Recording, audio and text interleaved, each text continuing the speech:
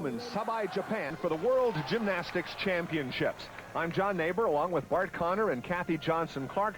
We're underway in the final session of the men's team competition. The People's Republic of China is the defending world team champion, and at the vault is their Li Shaoshuang, who won the silver medal in this event at the Worlds in '94. One of the best qualities of the Chinese team is their incredible explosive power, and boy, does it show here in the vault. Look at that. Man, that was nice. What really makes this vault so spectacular is his ability to redirect all his incredible momentum forward from the speed of the run. Now watch how he pushes through his shoulders right here, blocks himself up into the air, gives himself plenty of time to show off the mastery of his twisting technique. And watch how long he's spotting the floor, giving himself plenty of time to control that landing. Boy, that is Guinness World Record. And the judges' marks for Lee, 9.725 on the vault, as we move now to the still rings, as the host country has Hikaru Tanaka competing in his third World Championships over there. The Japanese men's team has done a really good job here, in first place after the compulsory round of competition. They seem pretty pumped up and prepared to compete in front of this home crowd. It's great upper body strength, though he's picked up a little bit of swing. Tanaka's a great all-arounder. He was 11th in the all-around World Championships last year in Brisbane. Here's a great combination. Double layout within the rings and around to what they call a German uprise. Nice.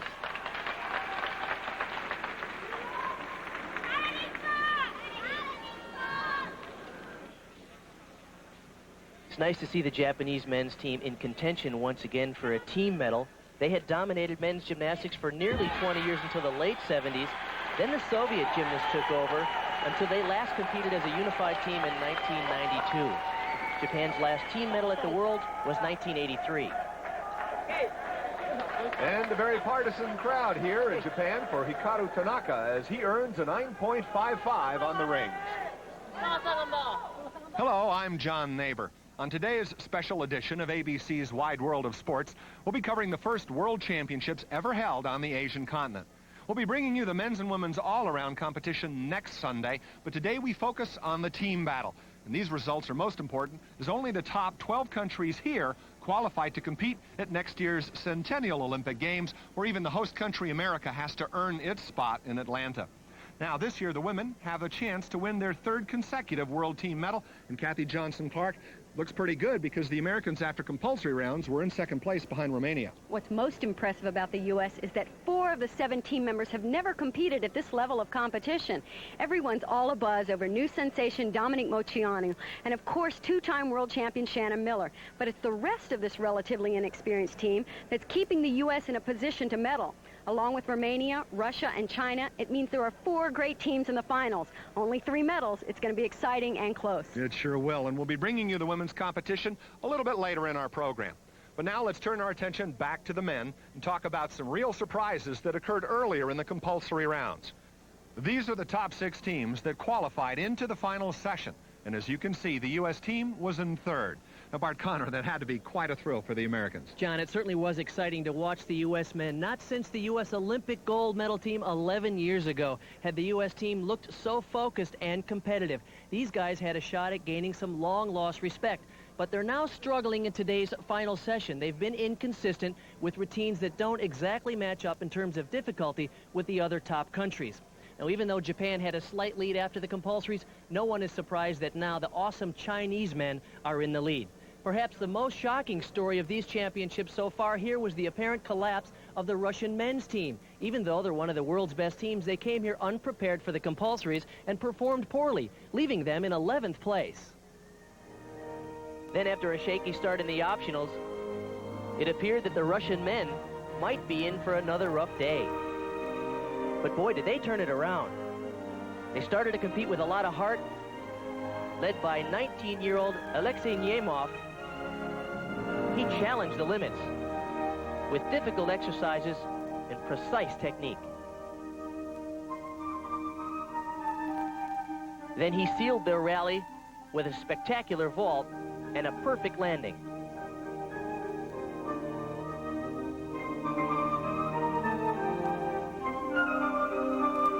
Well, there was no question that the Russian men were going to move up in the standings. How far are they going to go up? Depends on the teams in tonight's final session. It was a great day for the proud Russian team. Well, Bart, they've already begun their climb. As we take a look at the standings halfway through the optional rounds, the teams in yellow have already completed all their routines. But by only counting Russia's great scores in the first 3 rounds, we see that they've already moved from 11th to 6th. While in contrast, the U.S. team has dropped from 3rd to 8th. Here's Jair Lynch for the United States, getting ready for his performance on the high bar. The U.S. men had a very weak performance in the vault and the parallel bars, where their routines don't match up with many of the top teams in terms of difficulty. But high bar is a chance for the U.S. team to rally a little bit. They're very good here. Jair has a spectacular routine. Beautiful technique on a release combination. Not only that, he has a lot of style, like some of the top gymnasts in the competition. Nice combination. His trademark is original combinations and very clean technique. Good job. The U.S. needed to get some momentum rolling here. They were so strong in the compulsories, but it's been shaky today. Next up for Japan, over in the vault area, Daisuke Nishikawa. Nishikawa was on 2 Olympic teams in '88 and '92. He's the leader of this team, the most experienced performer, and that was a great ball. By the way, Lynch earned a mark of 9.425 on the high bar. And here's Shen Jin from China. He was the national champion in '92 at this event, the parallel bars. He hasn't competed at the World Championship level before. He's had some injuries these last couple of years. But watch this. To a man, without question, the Chinese team is the best team of all time on parallel bars. Tremendous difficulty and always precise form. That's what I find most impressive about this team. They do the hardest skills in the competition. They do them with ease and perfection. This routine is totally packed with difficulty.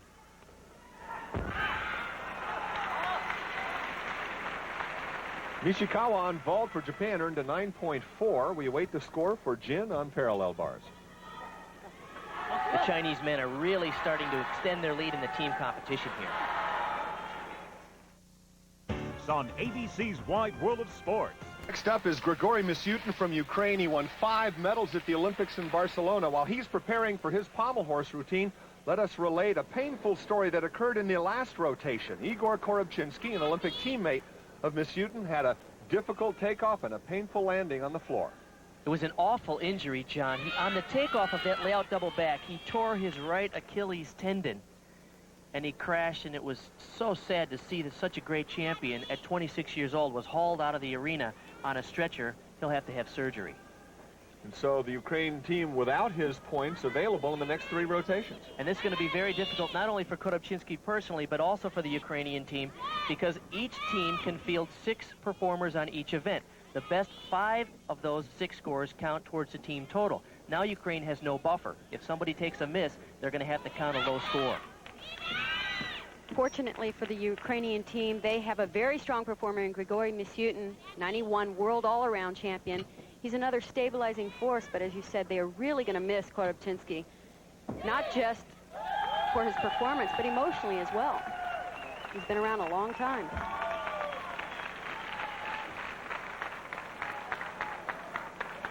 Next up on parallel bars is Wang Liping from China. He was the world champion in 1994. His teammate Shen Jin on this apparatus moments ago earned a 9.65. Was talking with the Chinese coach Huang Yubin before the competition. He said he was really worried about going head-to-head with the great Russian team. But because the Russians performed so poorly in the compulsories, China's no longer worried about having to compete against the great Russian team. Now they're just outperforming everybody. Such beautiful execution. They really are the class of the meet. Watch how he even opens up out of the pike double back. Somersault. Unbelievable. They don't even seem to be trying so hard to stick landings because they have such a strong lead. By the way, Misyutin earned a 9.325 on pommel horse. Most gymnasts break the form just a little bit right here. Look how tightly he squeezes his legs together throughout the entire skill. And Wong earns a 9.737 for the parallel bars. Here's John Roethlisberger, the defending U.S. national and world team trials all-around champion, getting ready for a high bar routine where he won the gold at the Pan Ams this year. One of the problems with the U.S. men's team is not having enough difficulty in their exercises. Well, this is one example where the U.S. does match up with the great teams here. John has a very cleverly designed routine with some intricate combinations. He does great one-arm work right here, out of the full over, into a release move.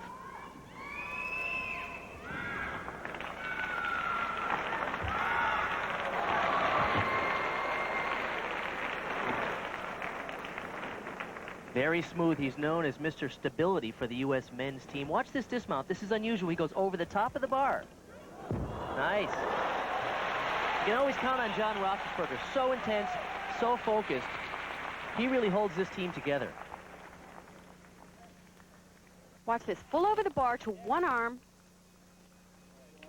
Great amplitude, which is height and bigness of the skill. And Roethlisberger earns a 9.612. And so after 4 of the 6 rotations, China continues to extend its lead over the field. Russia's moved into 5th place. The Americans now in 9th.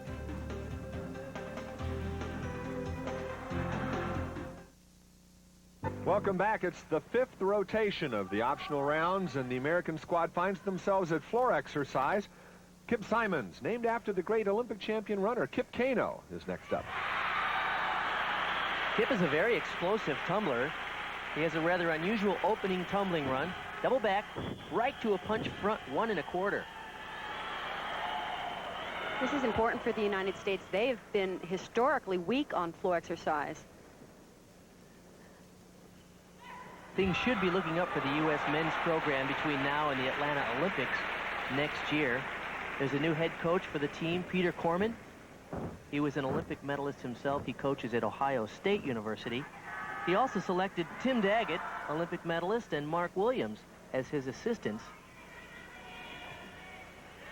The team was so well prepared to compete in the compulsories. They placed 3rd, and I think surprised a lot of people. There was a lot of positive talk about the re-emerging U.S. team. But today they've struggled. They're in 9th place, and I hope they don't blow all that positive talk about the U.S. program. They're going to need some momentum as they prepare for the Atlanta Olympics. They hope to win some medals there. Not a bad finish. There's Peter Corman, Tim Daggett. Now at the high bar, China's Wong Liping. There's always been a lot of curiosity surrounding China's superior sports program. Bart has more. The Far East is to many a mysterious world. By Western standards, China's people and traditions are as enigmatic as the culture that envelops them.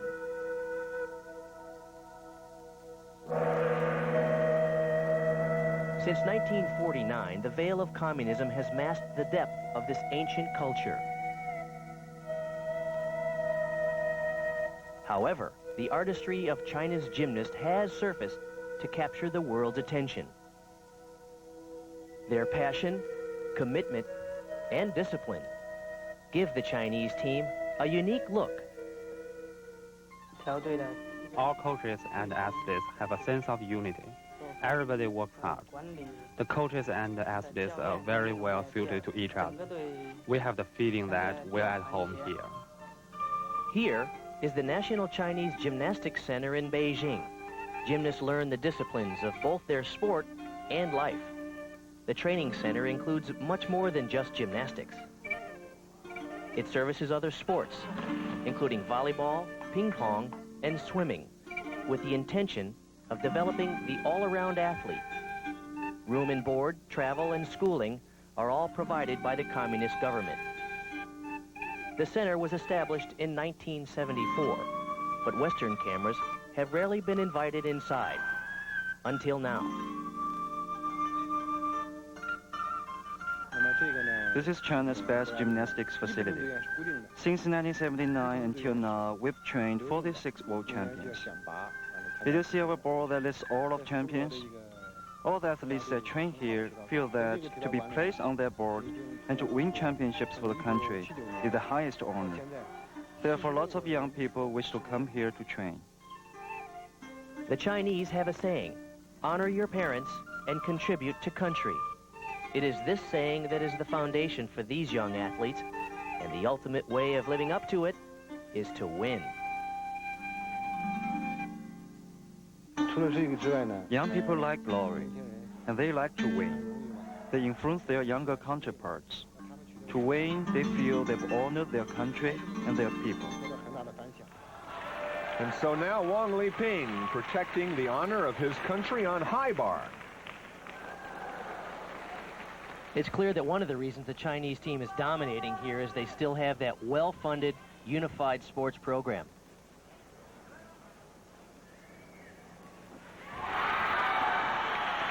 American Kip Simon's score on floor exercise moments ago, a 9.3.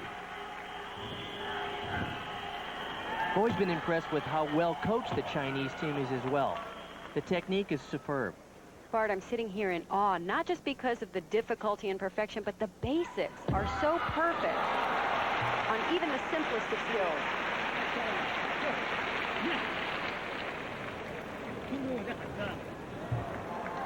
Here's Hikaru Tanaka getting ready for the parallel bars. He was runner-up at the recent Japanese National Championships in the all-around. The Japanese men's team placed 6th place last year in the World Team Championships. Boy, they're so much better here this year. I think they're really motivated to perform well in front of the home crowd.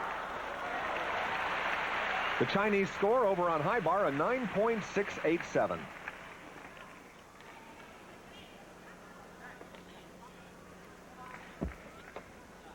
The Japanese male gymnasts over here are considered heroes. There's so many legendary sports figures. Mitsuo Sukahara, Kasamatsu, a lot of guys with tricks named after them.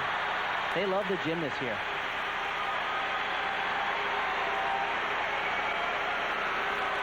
It's a nice routine, but I think it would have made it more interesting to pike this first double back throughout the entire somersault and then come back with the tucked one.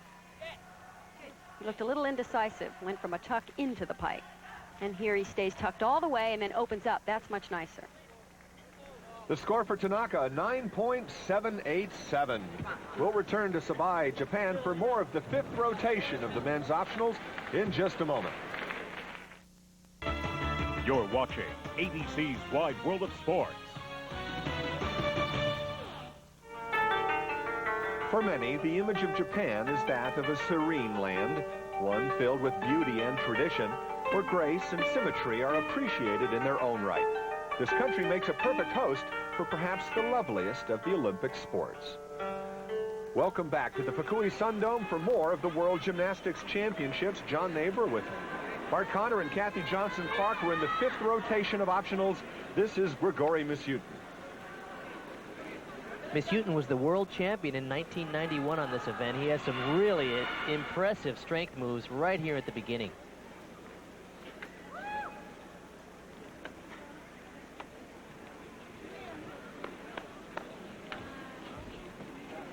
Over the last couple of years, he's struggled with a shoulder injury, but it doesn't seem to be bothering him here. Very clean. And he has the swing elements, keeping this springs perfectly still. Gorgeous dismount. Oh, look at that landing. Remember, Ukraine is competing with one less athlete. China's Li Xiaoshuang is next up over on the high bar.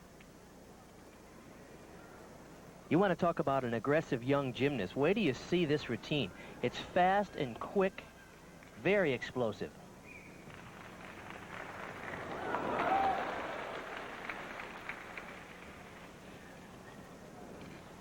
Watch how fast he goes on this release over the bar. 2 releases. He's going to do a couple more.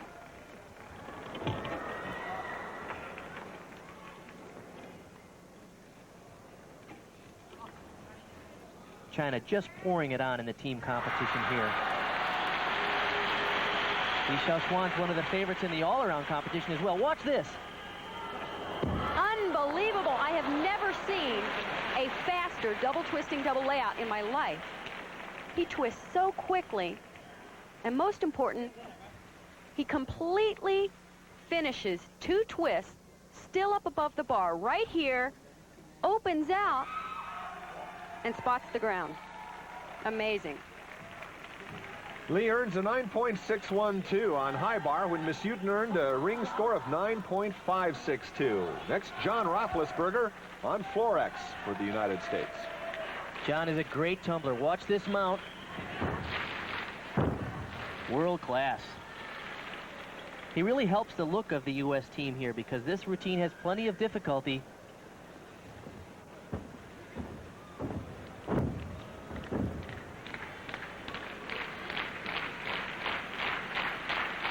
Very few gymnasts are as intensely focused as John Roethlisberger or works as hard. And I like his attitude in training. Every routine counts in practice. He doesn't do a few casually. He does every routine as if it's the competition. I think that's why he's so consistent when he's under pressure like this. Probably could help the rest of the U.S. team if they train just like John Roethlisberger. But outside the gym, he's not that intense. He's just a pleasant, easygoing guy. He has a big dismount plan, full twisting double back. Watch how he stays in an open position. Much more difficult. Great job.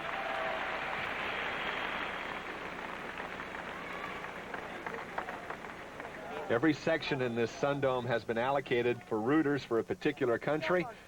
American flags flowing for John Roethlisberger. Next up, Marius Urzica from Romania. He's the defending world champion on the pommel horse, and Romania has been climbing up the ranks in the standings here in the team battle. They have been doing a terrific job. They have a lot of difficulty in their routines, and so far they've had no misses. Very consistent. Oh, a little break there. Now he's back on rhythm. Very complicated sequence on one pommel. That's why he's the world champion on this event. Tons of difficulty in this routine. It's completely amazing they're in this position. They were 10th as a team at the World Championships just last year. And they have a real shot at a team medal today, surprising a lot of people. We always expect a lot from the Romanian women's team.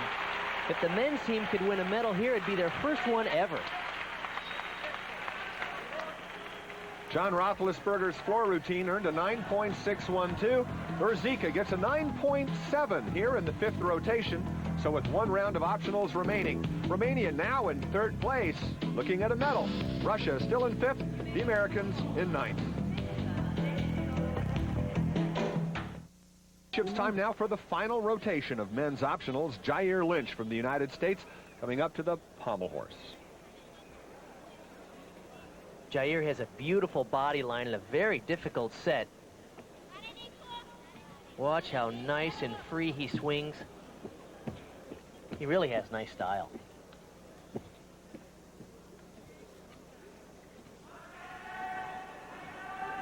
He's one of the veterans on this team. For the last couple of years, he hasn't been a factor for the U.S. because he's had some injuries, but he's back and looking better than ever.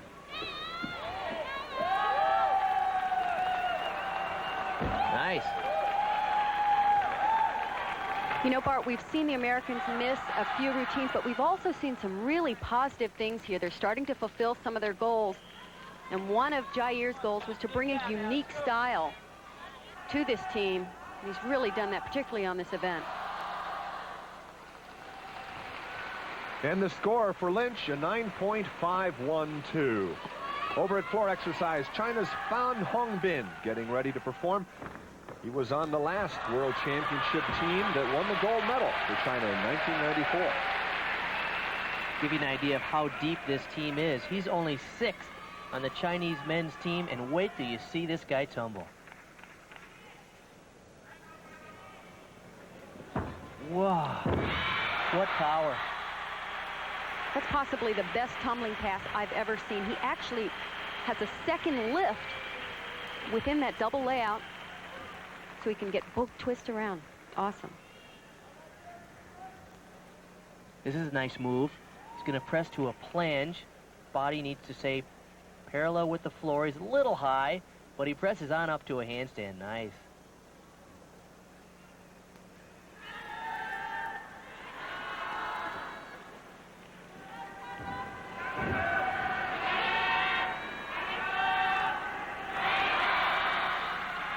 Chinese team has very well constructed routines. Most of them are using the same second and third tumbling runs to take advantage of the code of points and get the maximum difficulty and bonus points in that routine.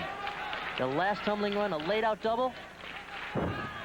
Oh, he is so quick off the floor and even continues to rise into the second somersault. Amazing technique. Next on the horse is America's Mihai Baju, who recently became a father. Though he misses his new family, he's eager to compete here. I talk to my wife, and she tells me all the things that my daughter's doing. You know, she's crawling now, and I didn't get to see it, and she's making new sounds. But it's worth it. You know, you get to compete for your country, and put in a good showing for the U.S. to qualify for the Olympics. Baju was runner-up on the pommels at the Pan Am Games this year. This is one of his best events. As Mihai said, the most important goal for the U.S. men here is to qualify in the top 12 to earn a spot in Atlanta. But Mihai also has a personal goal. He has a shot at making the finals on pommel horse if he can hit this routine.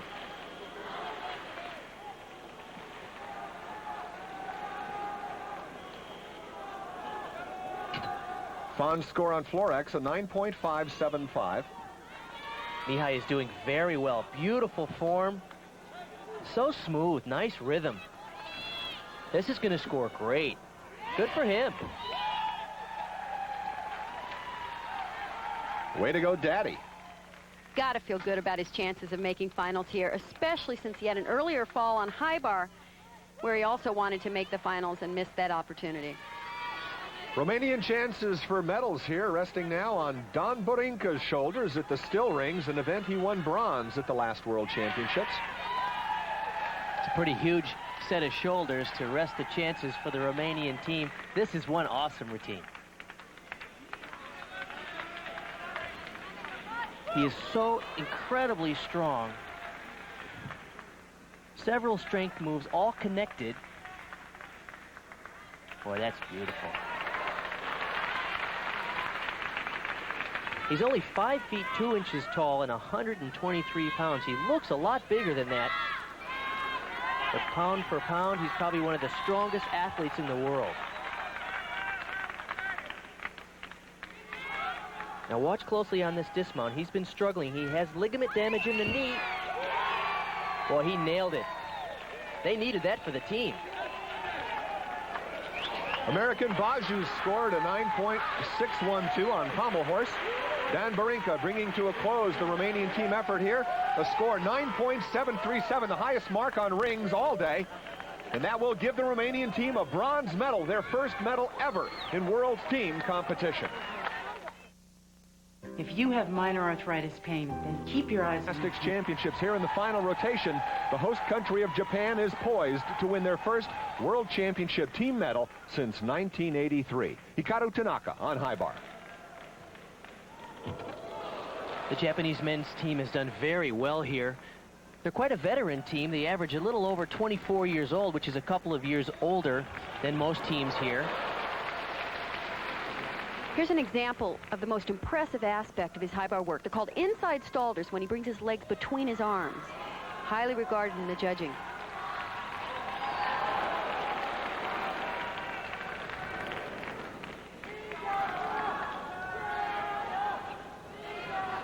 He says he likes to high dive. Well, doing a dismount off the high bar is probably the closest thing you get in gymnastics to high diving.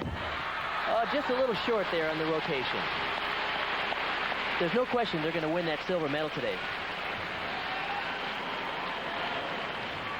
Now on the floor exercise, Li Xiaoshuang, who is the Asian all-around champion last year, 3 medals at the Barcelona Games.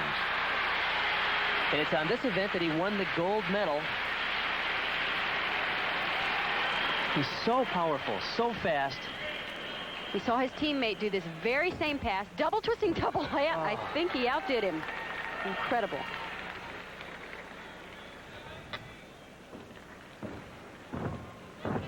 What's so remarkable about this Chinese team is they have the awesome combination of terrific conditioning with precise technique. That's why everything they do, they make it look so easy.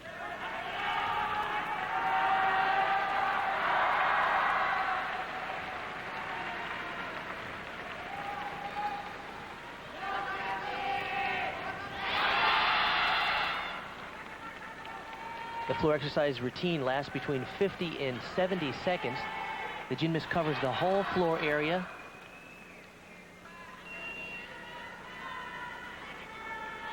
Usually the gymnasts do 4 tumbling passes in that exercise. Here's his last one, and boy, it's big. A double layup. Oh my gosh, is that up in the air? Most guys would be pleased to have that as their first pass. He makes this look so easy. I think only gymnasts who have tried it can realize how difficult this really is. 2 twists, 2 flips, all in laid out position. And the mark for Lee on floor 9.65. Here's Yoshiaki Hatakeda, whose teammate Tanaka earned a 9.425 moments ago. Final routine on high bar. Can he beat his teammate's score? It's a nice opening sequence. Kovacs double over the bar, in a little close. Oh, a slight change of direction there. Be a small deduction from the judges. Maybe as much as 3/10 of a point, but I don't believe it's going to affect the team results here.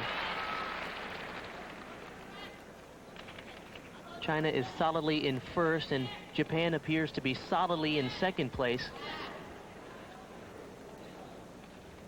Romania sitting on the bronze. Here's his dismount. Triple back. Nice finish. Great day for the Japanese team. So the hometown team earns a silver medal as Yoshiaki Hatakeda receives a 9.587 on high bar. And the People's Republic of China repeat as world team champions this year. So here's the official list of nations qualified to compete in next year's Olympics. U.S. in 9th, while Russia moved from 11th to 4th place. But this marks the first time since 1954 that a Russian or former Soviet Republic team is unable to win a medal in world team competition. It's a reflection of the many changes going on in the former communist system.